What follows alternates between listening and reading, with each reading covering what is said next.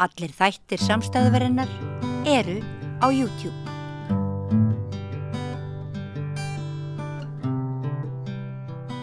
Já, komið í sæl og blessuð. Við viljum að beina sjónum að einum hópi í samfélaginu sem að má segja hafi kannski fallið svolítið á milli skips og bryggju í samfélaginu og vandi þess farið vaxandi síðustu mánuði og misseri. Við erum að tala um leigjendur. Þetta eru kannski 50 til 70 manns sem leigja á Íslandi og þið þekkið þá umræðu sem orðið hefur hækkandi húsaleigu, að ekki sé talað hve lítið framboð er á leiguhúsnæði og það er ófremdarástand hjá mörgum, það er staðreynd og kannski eru stjórnmálin og fjölmiðlar ekki að beina sjónum sem skyldi að þessum hópum og hvaða úrræði og hvaða gagna þarf að afla til þess að skilja betur vandamálið. En hingað til mín kominn góður gestur, drengur Óli Þorsteinsson heitir hann og starfar hjá HMS. Vertu velkominn. Þakka kærlega fyrir að taka á móti mér og mér mjög gott að vita það að það eru fjölmiðlar hérna á landinu sem tilbúin að tala um þessi mikilvæga málaflokk. Hann hefur, eins og sagðir, hann hefur vantað svolítið umræðu þetta, finnst mér. Þannig að ég er mjög þakkláttur fyrir þetta. Já, við látum svolítið eins og þessi hópur sé ekki eins stór eins og hann er og eins og vandi hans sé minni en hann er. Það er ekkert verið að fjalla neitt óbúslega mikið bráðan vanda leigjenda.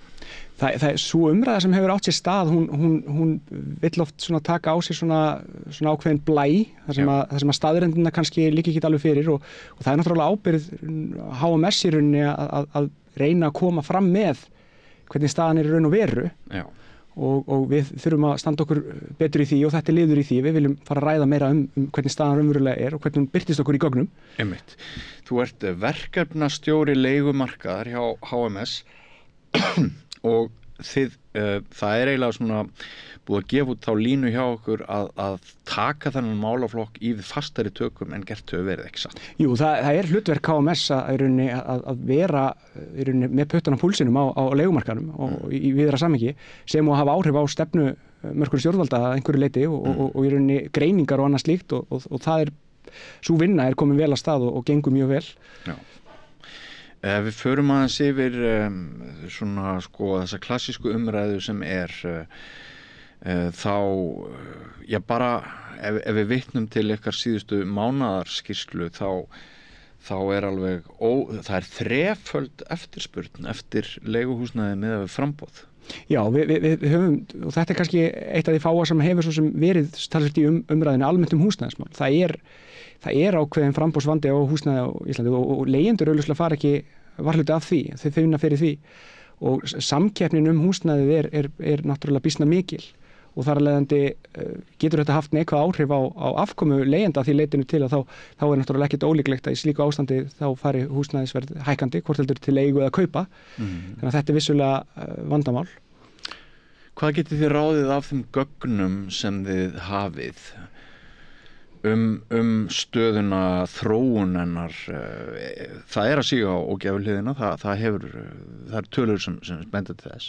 Það eru tekn á lofti það að við þurfum að gæta þess að núna séu kannski ástandið jafnvel ekki að fara að skána og mér langar samt að segja frá því það er ekki bara svo afsakaðu tungutaki dauð og djöfull í kringum þetta, alls ekki. Það er fjölmargir leigjendur sem upplifa öryggi og þess áttar en vel flestir, við sjáum það í leigumarkaðskönnunum sem við gerum hérna á ári hverju að fólk er almennt ekki á leigumarkaðnum til lengri tíma af því að það langar til þess eða vill vera þar.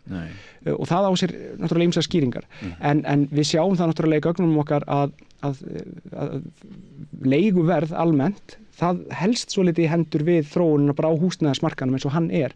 Já. Það er ekki bara dýrt að leigja. Húsnæði er rosalega dýrt orðið, finnst okkur, Íslendingum. Og það endurspeglast í leiguverðinu. Já.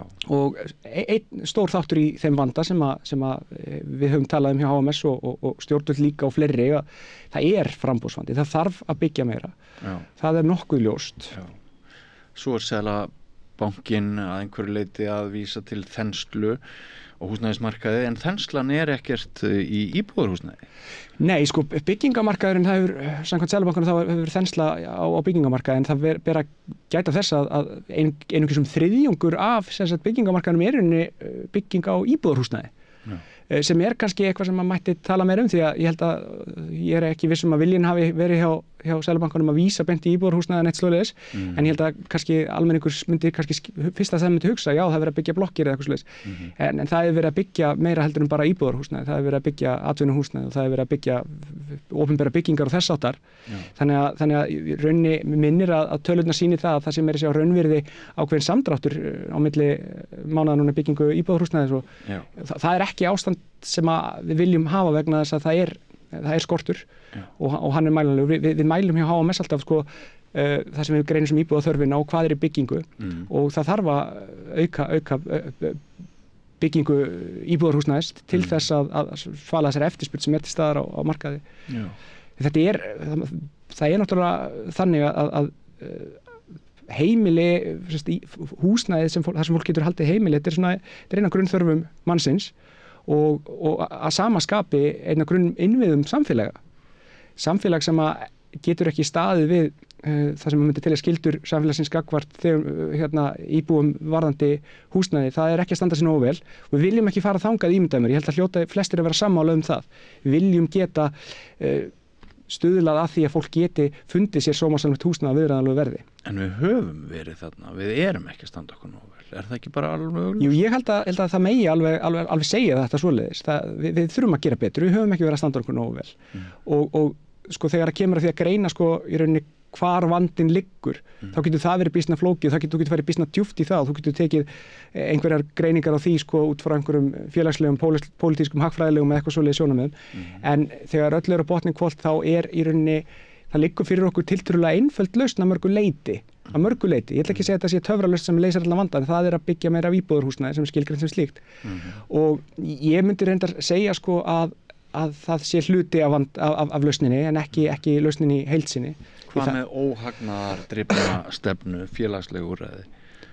Sko, það gott þú kemur inn á þetta vegna þess að sko, HMS sér úthlutun stofnframlaga inn í almenna íbúðakerfi sem þá ætlað fyrir óhagnaðardrifin leigufélög að stunda starfsemi sem þá í rauninni ekki á framboðs- og eftirspurnar basis hvað var að verðsetninguna og það hefur haft gríðarlega jákvæð áhrif þrátt fyrir allt á stöðun á leigumarkaði. Sjáum að við innkomu þessara íbúða sem að byrja að koma inn hann í 2017, ég teka fram ég man ekki neitt en ég held að það verið 2017 byrja að koma inn þá í rauninni sjáum við tölunum, ég held að sé alveg upp undir þessum 10-15% af aukningu íbúða á Íslandi hefur verið í þessu kerfi. Þannig að þetta hefur skilað gríðarlegum árangri til þess að minnka munin á milli framboðs- og eftirspurnar að einhverju leyti jafna þann hlut. Og við sjáum líka í greiningum okkar að þetta virðist virka líka á þann hátt að þetta skila sér í ódýrara húsnæði fyrir leigjendur. Ef við gerum samanburð á húsnæði sem í þessu kerfi og svo þeir sem þessu kallum einkamarkaði þar sem að bara hver sem að leigja út hvað sem íbúðarhúsnæði þá getur verið á mánaða basis 100.000 króna munur á leiguverðinu og fjölskyldur sem ekki hafa mikið til umráða þá erum við að sjá þetta bara gríðarlega áhrif á kjör þeirra. Og það má enn auka í þarna og þetta er hluti af húsnæðisstefnu stjórnvalda að það sé ákveðið hlutfall af byggingum sé þess konar húsnæði sem við erum að ræða. En ég held að það sé alveg gríðarlega mikilvægur þáttur í að létta á vandanum hjá almenningi. Það eru alveg spurningar hvort við höfum vilst af leið með því að leggja niður verkamannabústaði og ýmis svona félagsleg úrræði sem voru fyrir hendi. Er það ekki alveg rétt? Það eru bara gild. Já, það má sjá það í tölunum bara ef þú skoðar aftur í tímana sko, ég held að sé alveg ljóst að það hefur myndast gat á íslenskum húsnæðismarkaði sem að þegar félagslega íbúðakerfið er í rauninni þegar því hætt og ég held að það sé einmitt hafi verið mjög gott að þegar 2016 þegar lögum almenna íbúðakerfið sett og þegar byrjaði að byggja í því ég held að það hafi verið mjög gott einmitt að byrja að stoppa upp í þetta gat því að sko á þess að vera of dramatískum með þetta en það má kannski segja sem svo að við svona skortsástand eins og á Íslandi það oft gott að koma með einhverjar samlíkingar eins og ef þú ert staddur í miðri eyðimörk og ert að deyja úr þorsta og hvað borgaru fyrir kókflöskuna eða pepsiflöskuna, ég ætla ekki að gera upp á milli þarna. Helling. Já, ég held að sé ekkert þak á því verði og ef við skilgreinum húsnæði sem grunnþörf þá sjáum við það að vera bara með hreinan markaðsdrifin húsnæðismarkað sko, þá hægt að hættan að það sé ekkert í rauninni þakið, það sé einskorist ekki við neitt annað heldur en í rauninni bara hvað menn eru tilbúinir að borga sko, en ef að þarna væri brunnur sem væri á einhverju ríkisverði eða hvað við að segja í eyðimörkinni, þá myndir nú sennilega bíða með að fá þér Pepsi eða Coke og fá þér fyrst vatn sko. En þeir sem að vilja Pepsi eða Coke geta keypt það, skilurðu. En erum við ekki sko komið líka með andstæðu þessara gömlu félagshugsunar með hákarlakerfinu? Það eru voldug félög, fjársterkir aðilar sem að kaupa húsnæði til þess að græða á því hvort sem að það til að leigja út eða til að selja þetta eða hvernig það sko. Þetta sumpart svolítið ógeðfelld þróun sem að hefur orðið hér á húsnæðismarkaði svolítið með andstæðu félagshugsunarinnar. Sko það má segja þetta sko að þetta eitthvað sem að við þurfum að gera upp við okkur á Íslandi og þá vísa ég til þess að ég sagði það áðan, við þurfum að gera upp við okkur hvort að húsnæði á öllum hluti að vera hluti af einhverjum markaði eða hvort að þetta annars konar fyrirbæri heldur en einhver venjuleg markaðsvara. Grunnþjónusta. Akkurat. Eins og bara rennandi vatn í krana. Akkurat og ef við setjum okkur í þau spor að við lítum þannig á að þetta sé grundvöllur fyrir því að samfélagi geti dafnað og vaxið og fólk geti átt gott líf og allt það, þá hljótum við að setja spurningamerki við það. Og ég held að innkoma almenna íbúðakerfisins sé einmitt mjög jákvæð að þessu leyti. Minnstakosti einhvers konar gólf sem að svona svolítið tiltölulega stöðugt fyrir þá sem að þurfa á að halda en það má náttúrulega gera betur í þessum efnum og ég vona að þetta haldi áfram til einhverju lengri tíma því að þörfin hún heldur áfram að safnast upp. Já. Það bara staðreynd. Á hvaða aldri meðal leigjandinn á Íslandi? Sko, leigjandinn á Íslandi eru á öllum aldri og við eigum eftir að gera greiningar nákvæmlega á aldursdreifingunni í leiguskráni sem að nýtt tól sem er gríðarlega mikilvægt í greiningum á leigumarkaði. En samkvæmt leigumarkaðskönninni þá sjáum við það að sko, það eru aldursbil þarna sem eru minna á leigumarkaði heldur en hafa verið. Það er yngsta fólkið okkar. Og þá kemur þetta sem að menn hafa haft tilfinningu fyrir svolítið. Eru börnin, sem eru þá ekki börn lengur, að búa lengur í foreldrahúsum, af því það fækkar í þeim hópi sem er yngsta hópnum á leigumarkaði. Að sama skapi virðist fólk sem er á aldursbilinu 35-44 ára, sem þá væntanlega sá hópur sem hefur einna mesta þörf fyrir ákveðna tegunda húsnæði vegna þess að þetta er væntanlega hópurinn sem væri að stofna til fjölskyldu og þess háttar.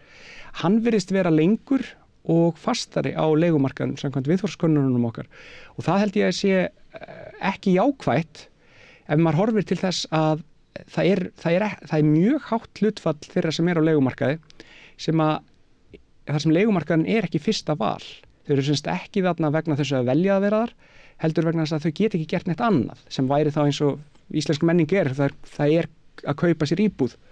Og þetta er mjög áhugavert að sjá og ef maður, sko þetta er náttúrulega kannski kynslóðin má segja einhverju leyti sem að kannski fer sem tekur sín fyrstu skref í hruninu og allir því sko og kannski er þetta vísbending að fólk hafi ekki náð sér á strik ef það væri, en þetta væri sjálfur sér ekki vandamál þar að segja að fólk væri að festast á leigumarkaði ef að fólk teldi það gott að vera þar og það er mikið verk óunnið þar tel ég bara á ýmsum sviðum hjá okkur í því en ég tel að þessar greiningar sem að við getum gert núna með tilkomu leiguskránar að þær eiga eftir að gefa okkur aðeins svona skýrar og betri mynd til þess að það sem við getum byggt í raun á einhverjum raunsönum gögnum hvaða skref við ætlum að taka og hvaða áhrif þau koma til með að hafa. En þetta sem þú nefndir sko með svona yngri kynslóðir að þær festist í vítahring mögulega og náttúrulega það segir sjálft ef ég var að borga 400 skall í leigu á mánuði þá hefði ég ekki pening til þess að leggja fyrir íbúðakaupum en sko er þetta stak inn í vísbendingar að yngri kynslóðir séu hlutfallslega að hafa það verra miðað við aðra aldurshópa nú í samtímanum miðað við fyrir tíma. Þetta er að minnstakosti innlegg í þá umræðu og það er neikvæðu hliðar sem við sjáum í viðhorfskönnunum hvað þetta varðar Það eru svolítið svona vísbendingar það að mögulega séu við að fara að horfa á ef ekki verður leyst úr þessum vanda að þetta geti orðið langvarandi vandamál og að innkoma yngra fólks á húsnæðismarkað, hvort heldur á leigumarkað eða eignamarkað, hún sé að verða þyngri. En það náttúrulega líka verður að hafa það í huga að efnahags forsendur á Íslandi þær breytast og það koma tímabil, nú erum við virðist vera í svona ákveðnu hávaxta tímabil og þess áttar og innkoma á markaðin þegar það í gangi náttúrulega erfiðari en það kannski eitthvað sem maður mætti líka gæta að bara í hagstjórninni almennt, þú veist að það þarf að taka þetta allt saman, ég vissum að menn gera það þarf að hafa þetta allt saman í huga því að fólk bara 25 í 1 ár eða 33 eða hvað það nú sko og á þessum tíma þar sem að þú þarft að fara út í lífið og bjarga þér þá skiptir máli hvort þú getur staðið á eigin fótum eða ekki og gögnin sín okkur að einhverju leyti það sé mögulega að minnka að fólk fari bara beint úr kannski eins og háskólanám eða eitthvað svoleiðis út á íbúðamarkaðin það sé lengur í heimahúsum eða eitthvað slíkt sko, sem vísbending myndi ég segja inn í þetta Getur verið að sumt fólk rekist líka bara hreinlega úr landi því að mér finnst í mínu nærumhverfi ég þekki bara ótrúlega marga sem að hafa ákveðið að fara til útlanda og bera við ástandinu á leigumarkaði og það sé ekki takt að kaupa húsnæði lengur á Íslandi nema það er öflugt bakland innan fjölskyldunar. Já, þetta vissulega eitthvað sem að maður hefur svona orðið var við sem vísbendingar en mér langar þó að benda á það og geta þess að þetta að verða nokkuð svona alþjóðlegu vandi, húsnæðismálin almennt. Við sjáum það í mörgum nágrannalöndum okkar og löndum sem við berum okkur sama við að húsnæðisvandinn hann eiginlega svona svolítið ég þóri ekki kannski að setja mig í spor einhver sagnfræðings eða stjórnmálafræðings en þetta að verða eitthvað svona 21. aldar vandamál og ábyggilega fjölmargar ástæður þar að baki. Og hefur þá leiguverð verið að hækka í löndunum í kring líka? Já, við sjáum það að minnsta kosti sko, Ísland náttúrulega, það svona ákveðin einföld mynd á Íslandi vegna þess að hér bara ein borg og svo landsbyggðin en við sjáum það í einstökum borgum í kringum okkur að það myndast oft mjög slæmt ástand á húsnæðismarkaði þar sem að eftirspurnin margfalt meiri og þetta virðist ekki ætla að minnka neitt á næstunni en þá líka spurningin, þú veist, hvaða úrræði hafa menn verið með á vissum svæðum sem hafa virkað eða ekki virkað og svoleiðis og þetta eitthvað sem við viljum skoða mjög vel því að þegar kemur að því að taka ákvarðanum hvað við gerum þá mjög gott að við vitum hvað aðrir hafa reynt að gera eða gert og tekist og allt þetta en vissulega held ég að fólk sem að fara af stað núna út í lífið og kannski með fjölskyldu og svoleiðis það hugsi sér tvisvar áður en það fer á íslenskan húsnæðismarkað margir hverjir og eins og þú nefndir sterkt bakland skiptir náttúrulega miklu máli og sér í lagi þegar er að ræða að kaupa sér fast því að í núverandi efnahagsástandi er fjármögnun erfið það bara staðreynd og sumt ungt fólk hugsa sér tvisvar áður en það fer út í barneignir, annars vegar af efnahagslegum ástæðum og hins vegar af umhverfislegum ástæðum líka bara hvað var það loftslagsvandan og siðferðislega ábyrgð að fæða börnin í ótrygga framtíðarveröld. Þannig að það er sannarlega mörg viðsjáin sem við blasir. En segðu mér aðeins nú ég fæddur 1965 og ég ólst upp út á landi og eins og margir Íslendingar þá hleypir maður svo heimdraganum eftir stúdentspróf og maður kemur hingað suður og leigumarkaðurinn var nú bara í góðu lagi sko og stundum kom það fyrir að maður gat jafnvel svælt leiguna aðeins niður frá ásettu verði vegna þess að það voru ekkert margir að skoða þessar íbúðir sem voru til leigu. Þetta voru nú reyndar ekki miklar hallir sumt af því sem maður bjó í en Ísland var nú þannig þá að við þurftum enga höll á meðan við vorum að koma undir okkur fótunum og svo held ég að flestir minna jafnaldra hafi náttúrulega forréttinda fólk, þetta fólk með stúdísgráður og menntun og háskólapróf ekki klassíst kannski tversnið af Íslendingum en ég hugsa að svona flest okkar hafi mér líkur við að segja vandræða lítið komið undir sig húsnæðisfótunum öðru hvorum megin við þrítugt sko. En núna einmitt hefur maður þessa tilfinningu að maður veit að stór hluti leigjenda eða nokkur hluti leigjenda skulum við segja, hann býr við eins og þú nefndir áðan ekki neina okurleigu, ágætt öryggi, gott samkomulag á milli leigusala og leigutaka en við heyrum svona í vaxandi mæli sögur af hryllingnum og hinu öllu. Það sem hefur þá gerst síðan ég var ungur og ég var sjálfur á leigumarkaði er fyrst og fremst það að það er fleira fólk að bítast færri eignir. Ég held að það sé stærsti þátturinn sem við getum augljóslega bent á og nú ég fæddur aðeins seinna heldur en þú. Já. Og ég upplifði þetta sama þegar ég fer til Reykjavíkur í nám og þess áttar að þá einhvern tíma tók ég nú að reikna þetta sem hlutfall af ráðstöfunartekjunum mínu var bara fín íbúð í Hamraborginni í Kópavogi. Við vorum 2 frændur að leigja hana saman og þetta var fyrir neðan OECD viðmiðin í hlutfalli af húsalegu. Ég hefði vel efna á þessu þó ég var í hlutastarfi og þess áttar. Svo þegar ég er búin að koma upp undir með fótunum og orðin tæplega 40 þá lítur þetta öðru sér við þó ég sé með mun hærri tekjur og standi betur að öllu leyti þá er þetta bara orðið miklu hærra hlutfall af ráðstöfunartekjum og það eru margir sem að þekkja þetta og leigumarkaðurinn hann er erfiður að þessu leyti sérstaklega í dag vegna þess að tækifærin til þess að komast út af honum eru þeimun minni þeimun hærri hlutfall af ráðstöfunartekjum sem þú greiðir í leiguna þá er náttúrulega með minna til umræða til þess að safna og að sama skapi hefur náttúrulega húsnæðisverð hækkað líka umfram almennt verðlag talsvert mikið þannig að inngangan á markaðinn þessi klassíska útborgun hún er orðin eitthvað sem að mér finnst mjög skrítið að fólk hreinlega ráði við að safna sér upp í.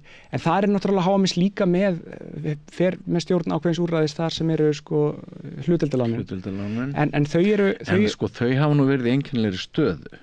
Já. Allt búið að vera fast þar og engin hlutdeildarlán veitt mánuðum eftir að átti að vera búið að veita þau vegna þess að þau kláruðust í einhverjum legg og var meiri umfram eftirspurn en framboð. Sko þetta er skortur á fjármögnun og það er eitthvað sem ég þekki þetta ekki nákvæmlega mjög vel, þetta kemur ekki beint inn á mitt starfsvið en það er þá væntanlega Alþingis og ríkisstjórnin að leysa úr því og ég held að það horfi alltaf betri vegar, ég veit ekki betur en það er ekki gott ef úrræðin sem að eiga hjálp að stoppa og vonandi er það ekki í langan tíma en á móti kemur líka það er náttúrulega þetta er hjálp þeirra sem að fara að kaupa húsnæði sem er í boði sem passar við skilyrðin þetta hjálpar ekki ef það er ekki húsnæði í boði heldur þannig að þetta er eins og ég segi það eru margir litlir hlutir sem að hjálpa en við rekum okkur aftur og aftur á framboðsvandann í þessu sem er náttúrulega ekki skemmtilegt. Nei. Ræðum aðeins líka sko bætur sem leigjendur fá, þær kallast húsnæðisbætur ekki satt. Þar er ekki hort til þess hvort þú ert að greiða okurleigu eða ekki og það er ekki hort til fjölda Það er hort til fjölda og það er endar og meiri sér núna nýjasta breytingin á lögunum sem að tók gildi núna held ég 1. júní ef ég man það rétt hún jók meiri sér hámarksviðmið útreikningurinn fyrir hversu miklar húsnæðisbætur getur fengið miðað við 4 og fleiri en núna eru 6 og fleiri þannig að það ekki aukið tillit til fjölda í húsnæði en það er ekki hort á verðið nema það má ekki vera lægra heldur en ákveðið hlutfall þannig að sko einstaklingur sem er að leigja 300 fermetra og 50 fermetra fær sömu húsnæðisbætur öllum líkindum og það er náttúrulega á sér skýringar og ástæður og allt það sem eru það náttúrulega á ekki vera að hjálpa fólki að vera í ódýru húsnæði þetta er hugsað sem stuðningur við tekju og eignalága og en það er mjög áhugavert einmitt í því að því að ég er alltaf að tala þennan framboðsvanda að nú hafa stjórnvöld aukið í stuðning við leigjendur í formi húsnæðisbóta síðustu árin grunnviðmiðin hafa verið hækkuð og bæturnar hafa verið hækkaðar og ýmislegt gert en það sem við sjáum hins vegar í framkvæmdinni á húsnæðisbótunum er það að sá fjöldi heimila sem fær húsnæðisbætur hann helst stöðugur þannig að aukið fjármagn inn í kerfið skila sér ekki í fleiri umsækjendum sem er vísbending það að það sko mengi af íbúðum sem eru gjaldgengar í húsnæðisbótastuðningin og þeim leigjendum sem hafa aðgang að þeim það sé bara svona orðið nokkuð fullt og við erum alltaf að horfa á cirka 16 heimili á mánuði sem fá húsnæðisbætur. Tengist þetta ekki bara svartri legu? Sko, ég held að það get ekki verið skýring að öllu leyti. Þrátt fyrir að við vitum að sennilega 60% af leigumarkaðnum á Íslandi er drifin áfram af einkaaðilum. Það eru einstaklingum sem að leigja einstaklingum, skilurðu. Ólíkt því sem við þekkjum í flestum nágrannaríkjum okkar þar sem að eru þar til gerð leigu félög og þess áttar, þá erum við út af eignastefnunum sem hérna hefur alltaf verið við líði, þá á fólk húsnæði og það leigir það út.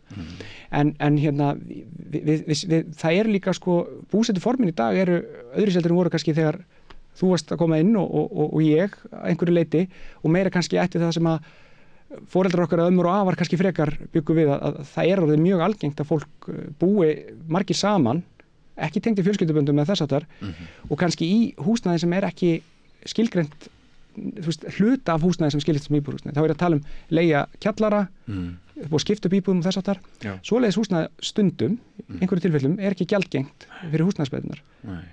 Þannig að það er ýmislegt í þessu sko. Ferðaþjónustan náttúrulega líka tekur hellinga húsnæði Airbnb sem í stað þess að Íslendingar geti átt kosta á að leigja þar. Sko akkurat, þetta er góður punktur sko. Við það sem að núna við erum mjög spennt fyrir og byrjuð að gera og það er núna bara þessum tölu orðum, þá eru hagfræðingarnir að skoða þessa hluti í tengslu við leigumarkaðin. Sko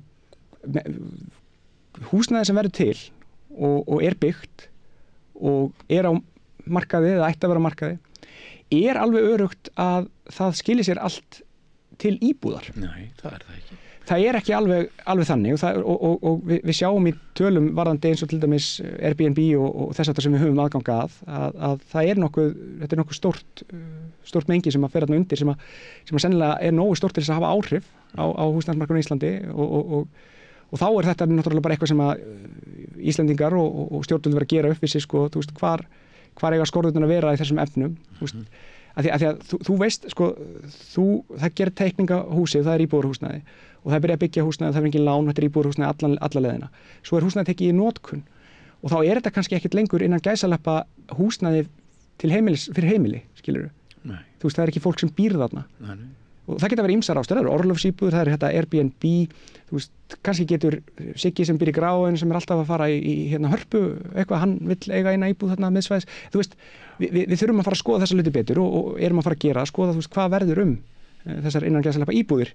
Það er eitthvað hlutfallarna sem fer ekki í að svala þörfinni, hversu hátt það er, hvað áhrif það hefur. Þetta þarfnast frekari greininga, en það er mjög mikilvægt að skoða þetta, tel ég.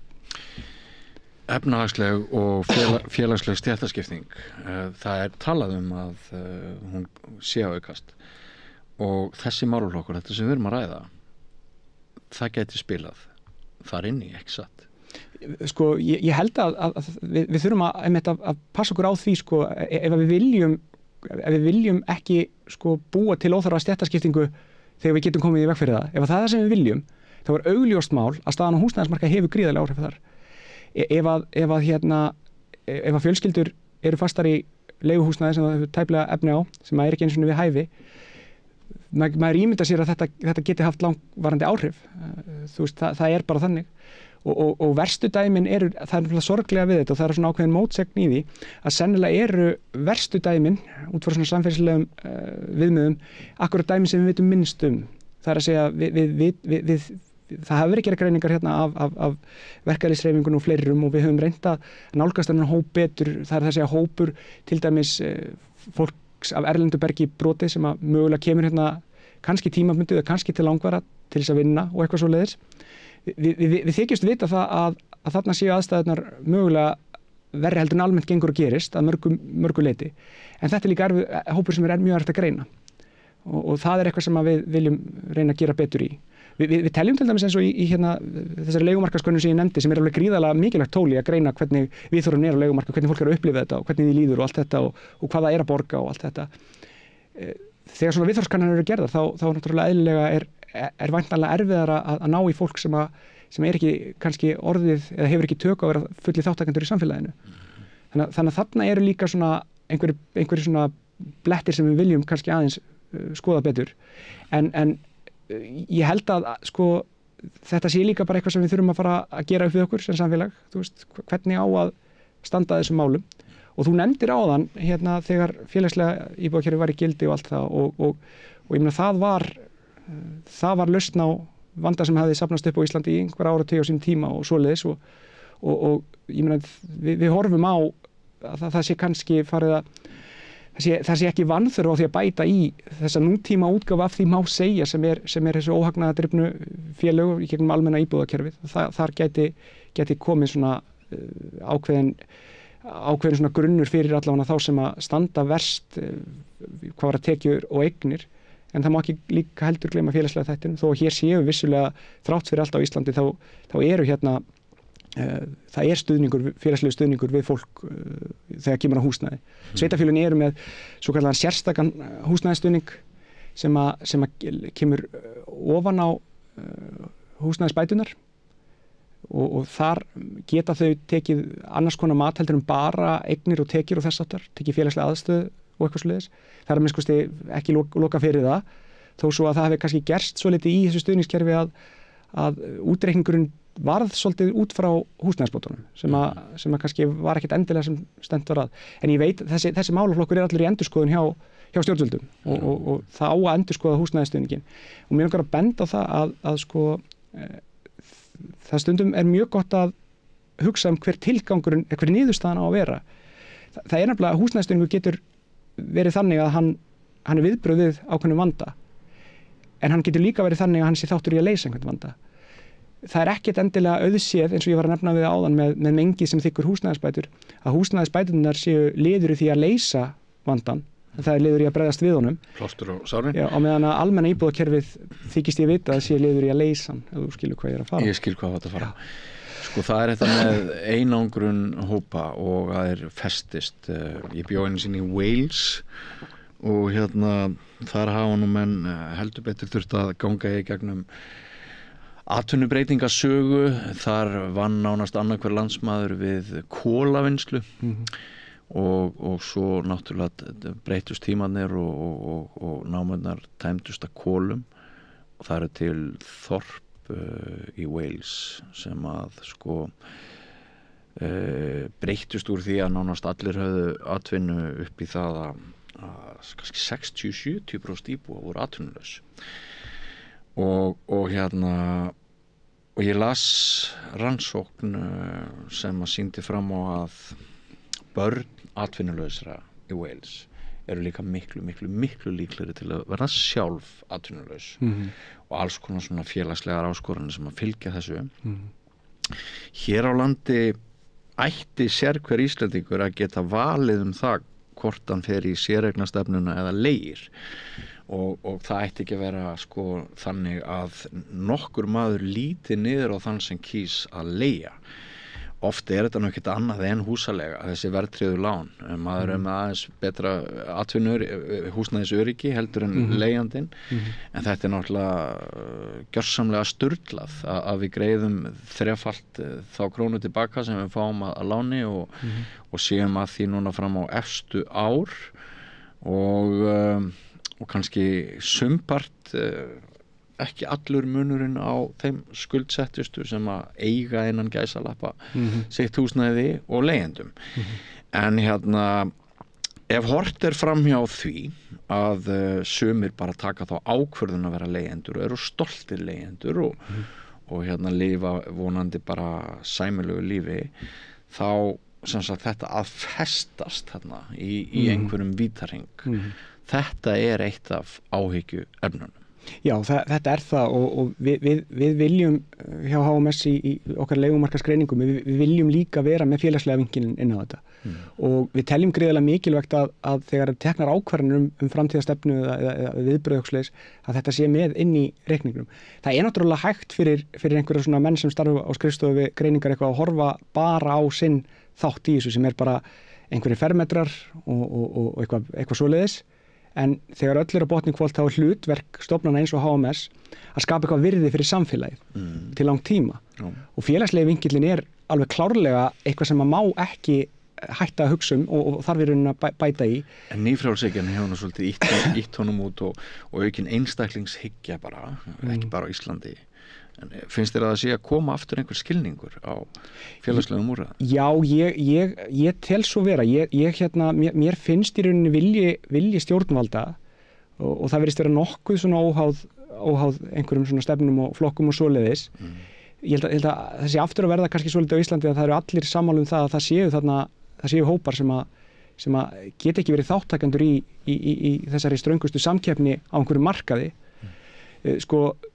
Og þá spyrir maður að segja mitt við erum að leggja þjóðfélagi að leggja til peninga í húsnæðisstuðning að ýmsu leyti og almenna íbúðakerfið og allt það. En er verið að byggja nógu mikið? Það komum við aftur á því, þrátt fyrir þetta. Við gætum sett meiri peninga í það allt saman, en myndi það skila sér í auknum íbúðum? Hvar er stoppið og hvers vegna og allt það? Og þetta er eitthvað sem þarf að fara að tala um.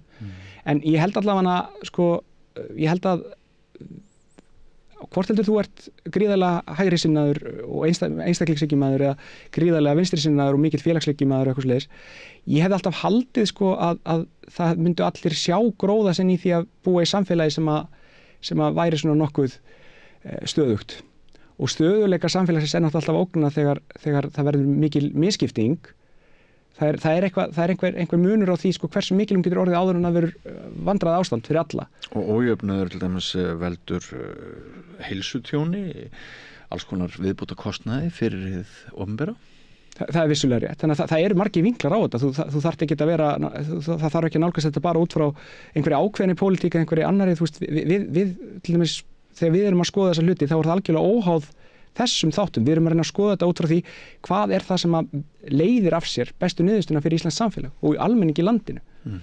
Og auðvitað má svo rífast um það á pólitíska sviðinu og allt það og hvað er líklegt til árangurs og þess vegna er gríðarlega mikilvægt fyrir stofnun eins og HMS sem hefur mjög stórt og mikilvægt hlutverk á húsnæðismarkaðnum að veita meira en upplýsingar en minni og þáttur í því til dæmis núna við erum núna að vinna því að koma upp leiguverðsjá sem dæmi úr leiguskráni sem að kemur til með að gefa öllum aðilum markaðsins svona jafnari stöðu hvað varðar upplýsingar. Að þú geti farið og leitað í sirka svona því sem þú ert að hugsa eða þú ert að leigja auksleiðis. Og auðvitað getur það leitt til þess að þú átt að borga meira eða þú færið minna fyrir húsnæðið eða eitthvað svoleiðis. Sannleikurinn getur oft haft leiðilegar afleiðingar. En hann er nú samt sagna bestur, segir í forkveðina. Og ég held að niðurstöðurnar sem við byggjum á einhverjum raunverulegum áreiðanlegum gögnum hljóti alltaf að vera þó allavega betri og þá má kannski bara sjá hvað fór úrskeiðis í framkvæmdinni eða stefnunum sem var tekin. Já. En leigubremsan sem að margir vildu sjá þegar verkalýðsfélögin sömdu fyrir nokkrum mánuðum en var fallið frá og er svona dúkar stundum upp væri hún til bóta? Það er nefnilega, það er tvennt í þessu með það sem við höfum skoðað þá er ekki augljóst að hún hafi tilætluð áhrif. Það er að segja eins og ég nefndi áðan þá er samkeppnin íbúðarhúsnæði ekki bara á milli leigjenda og kaupenda. Það eru aðrir aðilar sem eru í samkeppni íbúðarhúsnæði. Fjárfesting í óstöðu eða efnahagsástandi sem er á þann veg, það er dæmi það fólk hreinlega kaupi íbúðir til fjárfestinga. Það eru, eins og ég segi, það eru atvinnustarfsemi sem er svona Airbnb og þess háttar, þú veist. Þannig að það verður að gæta þess að ef að leiguverðinu, ef að því er stýrt ákveðin hátt, eins og með því að festa það í einhver tíma eða eitthvað svoleiðis, þá er hættan sú að það detti íbúðir af markaðnum sem er nú þegar í vandræðum vegna þess að það vantar íbúðir á hann og niðurstaðan verði þá kannski ekki þú sem menn vilja. En ég ætla að geta þess að þegar rættur úrræði eins og leigubremsu eða eitthvað svoleiðis eða leiguþak eða eitthvað þess áttar þá er voðalega erfitt að tala um þetta nema þegar einhver tiltekið ákveðið úrræði, skilgreint úrræði er rætt. Með hvaða hætti er þetta gert, hvernig þetta myndi virka og allt þetta, þá fyrst er hægt að koma með einhver svona greiningu á því hvað er verið að tala um. En ég held svona að í grunninn þá að því það verður alltaf að gæta þess að þær leiðir sem eru ætlar til þess að bæta stöðu leigjenda bitni ekki á þeim til skamms eða lengri tíma. En ég hlakka bara til að skoða ef að koma tillögur sem eru mótaðir þessa hluti, hvernig þær myndu líta út og við hjá HMS erum ekki með einhver svona fyrirfram ákveðna skoðanir þessa hluti, bara alls ekki. Nei, en sko þetta náttúrulega sláandi að sjá hve margir berjast húsnæðið, alltaf 1300 umsóknir leigu húsnæði, nei fyrirgeðu, það er alltaf 1800 í apríl núna á þessu ári, 1800 mann sem að þurfa, telja sér þurfa á leiguhúsnæði að halda, og þeirri hættu augljóslega boðið heim að það sé okrað alveg svívirðilega á fólki sem að þarf svo sannarlega þakka yfir höfuðið og hefur ekki í önnur hús að venda.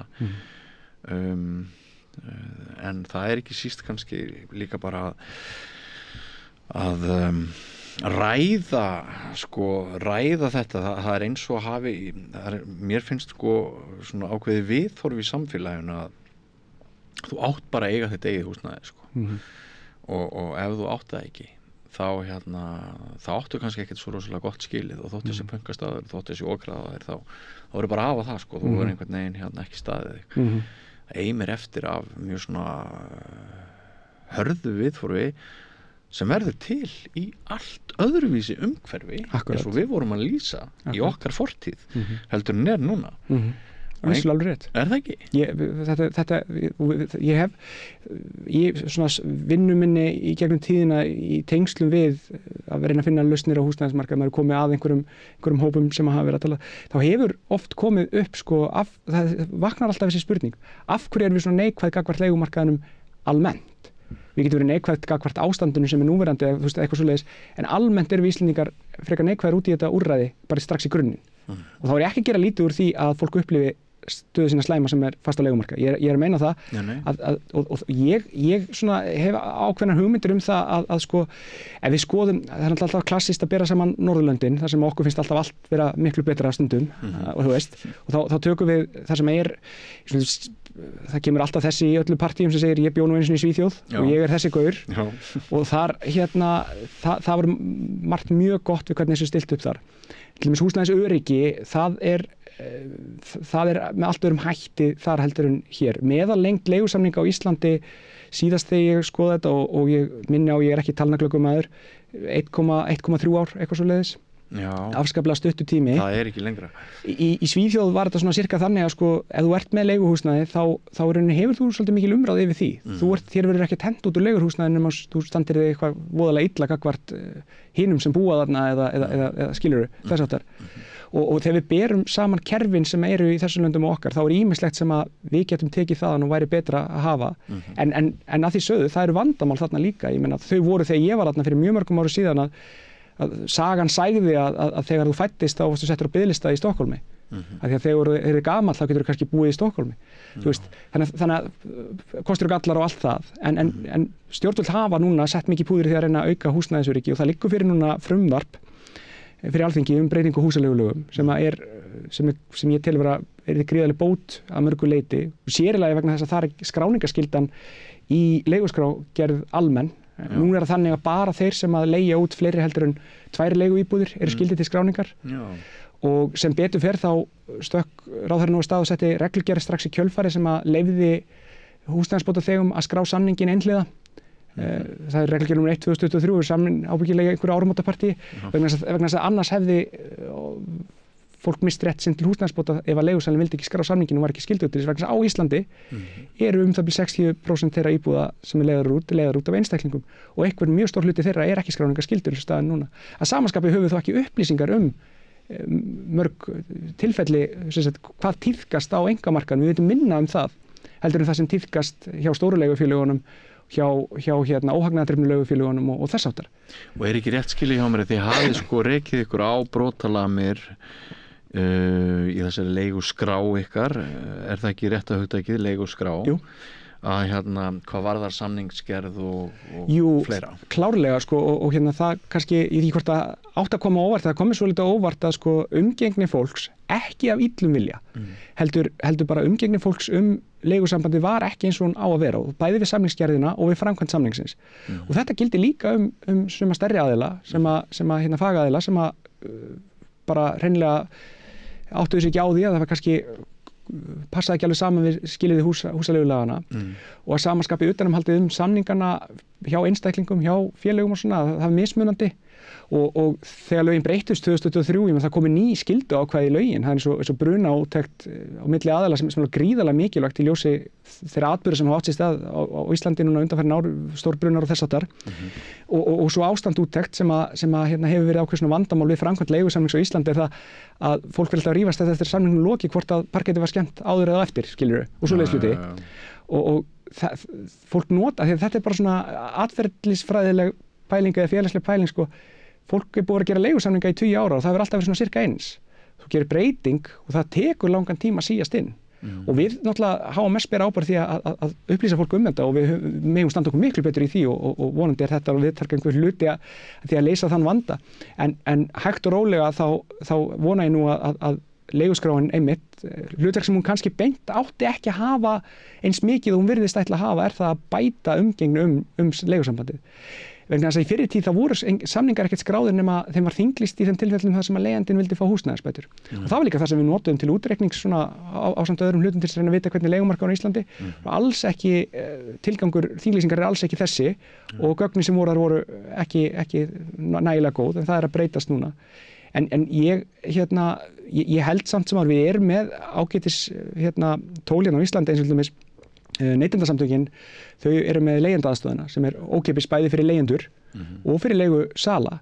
Þar sem getur fengið lögfræðilega ráðgjöf varðandi leigusamningin og leigusamningsgerðin með þess áttar og samanskapið er náttúrulega alltaf hægt að spyrja HMS upp að einhver ákveðnu marki og ég er svona að vona að þetta haldi áfram þessi bætta umgengni og það er líka hlutir eins og uppsagnir, framlengingar og þess áttar þar sem að hægt rólega menn voru bara farnir að sko ég er með ótímabundinn samning að því hann er alltaf endurnýjaður hverju einasta ári en það er ekki ótímabundinn samningur það er bara alls ekki ótímabundinn samningur og þá svona hugtaka misskilningur og þess að eins og gengur að gerist ég meina en þetta er líka eitthvað sem er hlutverk HMS að vera upplýsandi þessa hluti og í rauninni og við þurfum að standa okkur betur í því og það stendur nú til en ég vona svo sannarlega að húsaleigufrumvarpið sem nú liggur fyrir það nái fram að ganga og við getum þá fengið enn betri upplýsingar markaðinn sem og að það er mjög mikið af svona skýringum á réttastöðu aðila og það er verið að reyna að auka húsnæðisöryggi einstaklinga því að það slægir mig alltaf þegar ég segi 1,3 ára eða hvað nú skilur mig í lengd. Já, þetta er ótrúlega stuttur tími. Þetta er ótrúlega stuttur tími að því að sko við höfum líka að þau komum viðhorunum áðan ræða óöryggisskilyrði leigumarkaði kannski fólk af þinni kynslóð og minni kynslóð hefur kannski haft tilhneigingu hingað til þess að hugsa að þetta sé alltaf tímabundna ástandi þar sem þú ert að koma undir fótum, veist ekki hvað ætlar að gera, vilt ekki gera fastur og svoleiðis en þegar þú ert að tala þetta sér að þú sért alltaf að flytja heimilið þitt á 1,3 ára fresti og fjölskyldun og börnin þurfa að fara á milli skóla og þetta er ekki kannski það sem við myndum vilja. En býður félagslegum vandamálum heim. Já, þannig að stöðugur leigumarkaður með húsnæðisöryggi er væntanlega það sem við viljum fá í þessum efnum. Já. En sko svona spurt með það í huga að svarið komi án ábyrgðar svona þegar þið farið í kaffi þú og þínir félagar á vinnustæðanum hvað myndir skjóta á að hlutfall svartra leigusamninga sé hátt? Já, þetta er nefnilega mjög góð spurning og þetta er nefnilega eitt vandamál við húsaleigulögin eins og eru síðast og sko það er það að það veit enginn nema skatturinn. Við getum ekki, og meiri sé bara það að við sjálfs getum ekki vita með fullnægjandi hætti hverjir eru fullkomlega skráningaskyldir. Af því að við höfum ekki aðgang að þeim upplýsingum skatturinn hefur þessi mál. Og þar alveg er í rauninu ómögulegt fyrir okkur að segja. En ég get allavega sagt í ákveða fréttir að mér finnst skráning í leiguskrá, mér finnst hún hafa náð lengra heldur en svörtustu spár mann skerðu manni vonum.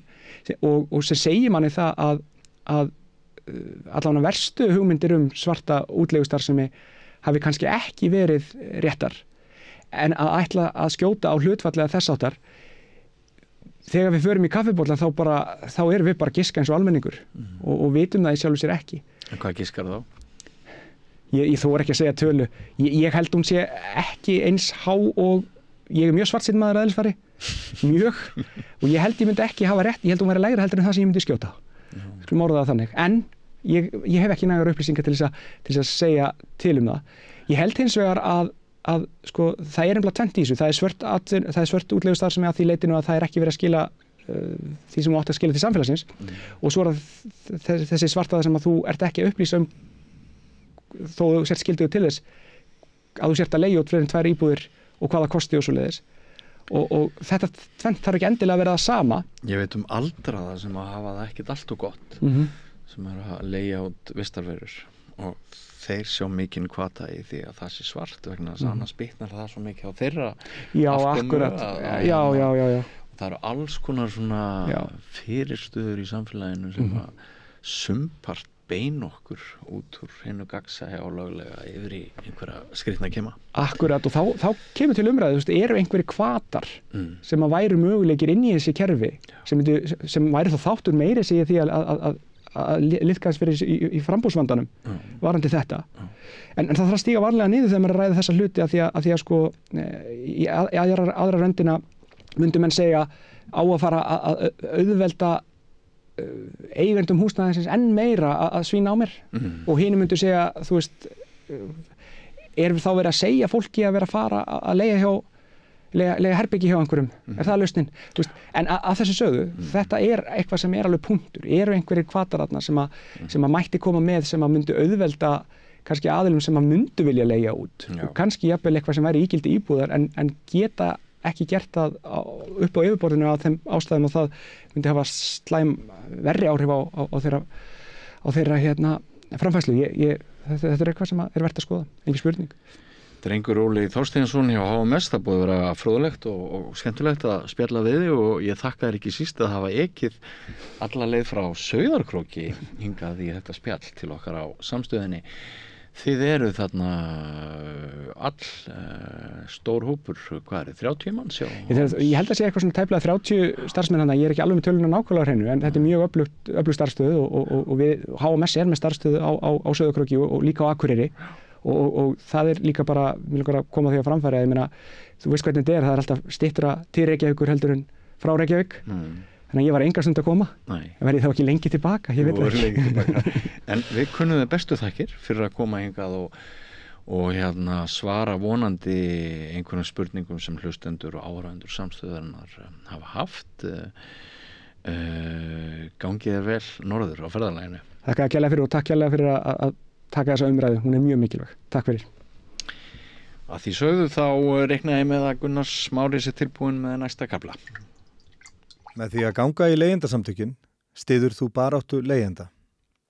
Leigjendasamtökin eru fyrir öll þau sem vilja vinna að réttlæti og öryggi á húsnæðismarkaði. Leigjendasamtökin.is. Erfiðleikar heimila verkafólks hafa hríðversnað frá árinu 2021. 6 af hverjum 10 félögum í Eflingu eiga nú erfitt meðan á endum saman. Hvernig getum við réttlætt það? Efling stéttarfélag. Barátta fyrir betra lífi.